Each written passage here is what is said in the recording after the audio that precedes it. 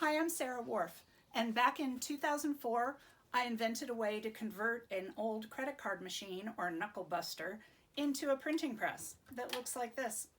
It's very easy to do. All you need are some common household tools and you'll be ready to start printing. In this video, I'm going to show you how to print with it and how to convert one. The one place that I've found that it's still possible to find these is on Etsy. And so that's what I would recommend. You might be able to find them in thrift stores, but that's getting harder and harder. One of the things you should look at for is machines that have this type of housing to them. There's a bunch of different makes and they can all have a different sort of top. This is made by Data Card. Also, you want to check that it still has the rubber feet on the bottom. That makes it a whole lot easier to use when you're printing. But that's not a huge thing because you can always put a non-slip pad underneath. The way these guys used to work is that you'd hand the vendor your credit card, they'd put it here, they'd have an embossed vendor plate that would be right here. Sometimes when you buy a machine, it's still on there.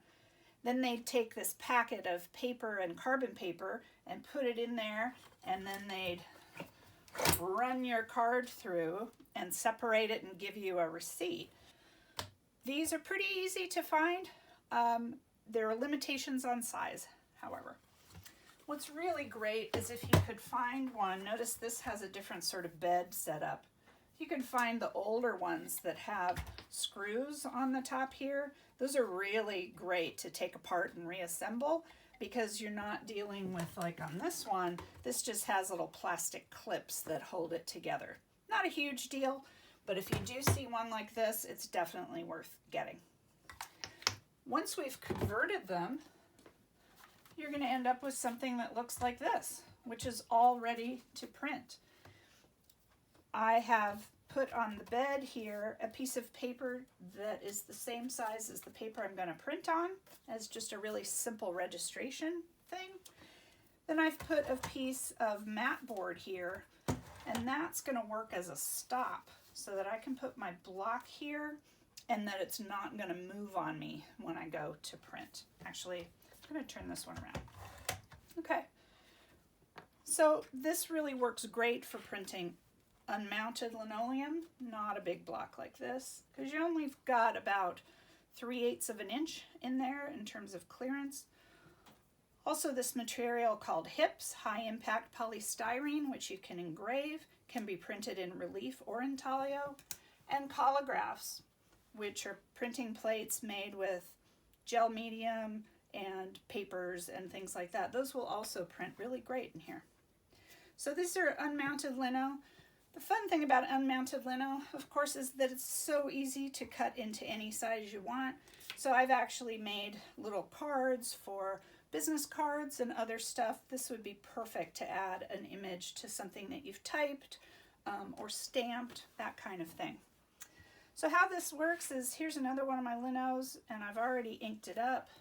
I'm just printing on plain index paper for these, and that's what I used to have my students print on, unlined index cards. So easy, so cheap, and they work great. But you can, of course, print on good printmaking paper. This is Stonehenge, I believe, something like Reeves Lightweight. You can also print on washi, of course, or Japanese papers. So there's flexibility there. You are constrained by the size. This card is, I believe, 3 by 5.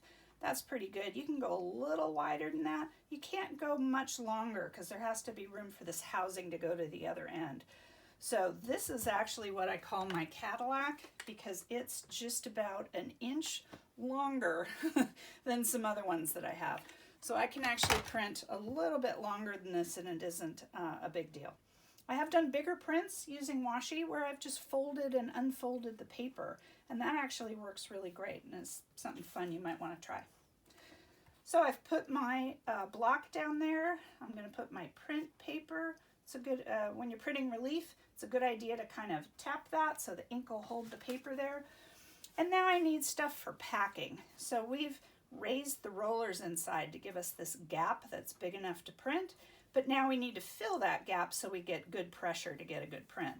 So I'm using a combination of, this is an old Pendaflex folder, This is an old piece of blotter or printmaking paper. And then this is also another old like Pendaflex folder. And I found these actually at our office recycling place on campus at HSU. You're going to carefully put that in there so you're not moving your printmaking paper. Then I'd move this up a little bit, hold this other end, and I'm also holding down my packing, and just run it across like that.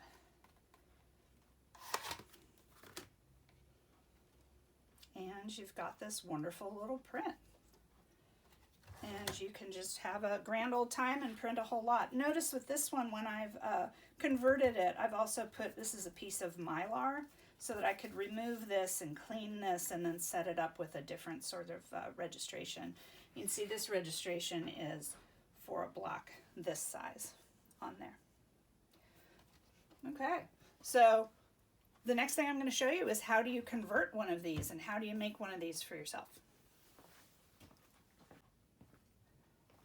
Okay, so we're ready to convert our credit card machine into a printing press. The things you're going to need are 2 screwdrivers, a regular one and a Phillips. You're also going to need a pair of pliers with a cutter in there, or just a pair of scissors you don't love to cut the wire. You're going to need some picture framing wire. 2 pieces about 6 inches long is all you need. And then if you have a card machine like this, it's helpful to have a putty knife or something to help take off the top. If you bought one that has the screws, of course you're just going to use the screwdriver. All right, so the first step is that you want to take the end off here, which I've already done. There's 2 screws, just take it off. Really important that you systematically put everything on the table so that you're able to put this all back together after we're finished converting this. Next step is I would take off this housing. This is just held on with these 2 plastic clips, so using something like a putty knife or a paint knife helps quite a bit. So we've got the end off, we've got this off. Now we're going to roll the housing off of here. So I'd recommend turning it upside down and then slowly pulling it off, being a little careful because these wheels tend to want to fall off all over the place. There you go. Okay, to clean this off, a machine that looks like this with these, you would just like pull them off, and then using like a nail or an awl, I would just push those through and get them off of there. So you'd have a nice flat press bed. Okay, so I would take the wheels off, maybe take a photograph or pay attention to which way the wheels are on there. You know, are they this way? Are they this way? Usually it doesn't make much difference, but sometimes it does. Also notice that the wheels, and then there's usually washers. Like this one, they're usually pretty gunked up and oily. So I just wipe them down with a rag. Then when I put this back together, I would put either Vaseline, or if you have bearing grease, something like that, I would put those on there. Okay, the next thing is I'm going to take this off. This too just has these plastic clips, so I want to be careful that I'm not snapping those off. So I just sort of pull it a little wider and then it comes off. Notice on the back of this housing, there's these 4 sets of screws. There's a Phillips screw, and then there's a smaller one that's a regular screw. These relate to in here. These larger screws hold this whole housing to this metal casing. The smaller ones are the ones that adjust how high these shafts are from the base. So we're going to use both of those. Notice this is what it looks like when you take it off. You've got 2 shafts and 2 rollers on them, and they're usually like this, like not in the same place. What we're going to do is we're going to change it so that we've got both rollers on one shaft, and then we're going to save the other one just in case this one gets broken at some point. I have had the shafts get broken from students really being hard on the machines. A one-person user, it's unlikely to happen. All right, so these are just held on by these little clips, so just unclip them, take them off.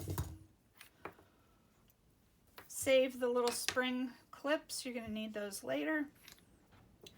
And then you can see we've got 2 hard plastic rollers, cylinders, and then we've got 2 shafts here. The one that I usually use first is this one, the one that usually has a smaller tip to it, although it really doesn't matter. But this one gives you more room for the converting. But this one I'm going to be saving and putting back as my extra one. When you look at your rollers, like this one has this sort of strange, I don't know, gearing on one side, which I've never seen actually. You don't want to put these together like this, because then of course it's going to make a gap. Also, one side of this is beveled a little bit. So if I put it together like this, it's also going to make a little gap. So I want to put them together with this flat side against that flat side. These 2 rollers also are not exactly the same diameter. I can feel it with my fingers. This one's a little bigger. Don't worry about that, because when you're printing and you're putting your packing on, on top, it's going to even that out, and you're not going to have to worry about that in terms of your print quality. Okay, I'm going to then take my wire, make a loop, pretty big loop, put it on here and bring it all the way to the end here, past this thinner area. Once it's past that thinner area, I'm going to kind of cinch it up. All right, I'm going to put my rollers on here. And then I'm going to put my other piece of wire around this other edge. And tighten that down so that it won't slip. Now I'm going to put it back in here, but first I want to show you that this is the screw that attaches this whole plastic thing to here. But there's a screw inside here that will help seat the shaft, and we can raise and lower that. So I'm going to lefty-loosey, and I'm going to loosen this on one of the shaft housings. And I can see by looking that it's lowered that. I'm going to adjust that further, but for now I'm going to put this in here. Notice that when I put it back in here, I want my wire to not be rubbing the edge of these. It will bind, so I want it to be out on the edge like that. Now I'm going to look at this, and I'm going to look at that space right there and see if it's even. I'm going to continue loosening these so that my roller slowly makes less of a gap there, and I'm going to loosen it down far enough so that there's hardly any gap there. That's going to give me the most printing room when I put it back on the side. More than enough room for unmounted lino. Also too, I'm looking to make sure it's even, that I don't, that I haven't lowered it unevenly. Okay.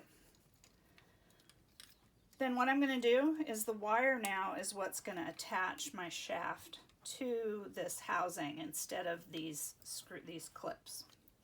Okay, so I'm going to unloosen this Phillips screw.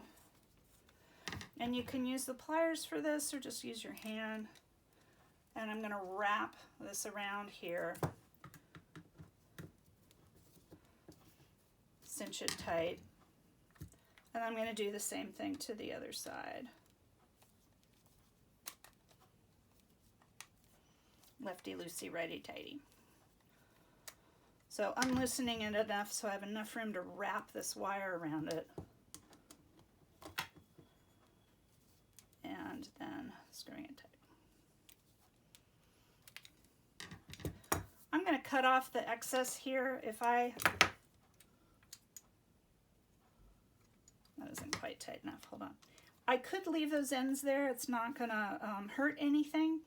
Chances are, though, that if I had to come back in here and do this again, I would just use a new piece of wire. So there really isn't any need to kind of keep the wire there. Okay. Next step is I'm going to put this back in here. There's a certain way that this goes. This end plastic piece slips into that other piece, so pay attention to that. Also, you want to have the clips so that the hook is like hooking this way, so it'll hook into that hole right there. Okay, so this just goes right back in there. And then I'm just going to attach it back with those little spring clips. So now I've got my converted rollers on one side and it's raised, so I hardly have any space here, and I'm ready to put it back onto the base. Just want to correct something I said a few minutes ago. This actually doesn't tell you the model number, it just gives you the patent numbers and stuff. One machine that I bought actually came with the original user's manual thing, and I believe that's where I found out what the model number was. Okay, so once you've converted this and put it all back together again, you just need to slide it back on. Sometimes these go on a little bit differently depending on what model you got. There we go. Just gonna leave it like that. You get it. If it looks like this, it goes on slightly differently than the ones that look like this. Kind of makes sense, right? Okay. When you put it on there, just want to remind you that you probably want your converted rollers to be on this shaft, not on the leading one, if you're going to print this direction. And if you're going to print this way, obviously the rollers should be furthest to the left. So pay attention to that when you're putting the housing back on. Most of these have this kind of uneven base plate. Unlike this one, which I was working on, that had these plastic pieces, a lot of them look like this. And once you take this off, this just slides right out, so it's very easy. But they usually have these kind of rivets in them, holes in them. So I just fill them with some chipboard or a combination of paper, file card, whatever it takes, until I get them up to an even surface there. Then after that, you could just do like what I did on this one. I have a file folder that's on top, and then this is a piece of Mylar that has my registration, and this just clips like right underneath. There's a little ridge right there. Now you're ready to print. I hope this has been exciting for you. I hope you try this out and you can have your own little printer for printing at home, your own little press. If you would like my help in this at all, feel free to email me. It's sw51@humboldt.edu. I'm a professor at Humboldt State University. I'm easy to find. You can also find me on Instagram at Inkerprinter. I hope you have a great time with this. I would love to see your prints. Take care and have fun. Keep inky.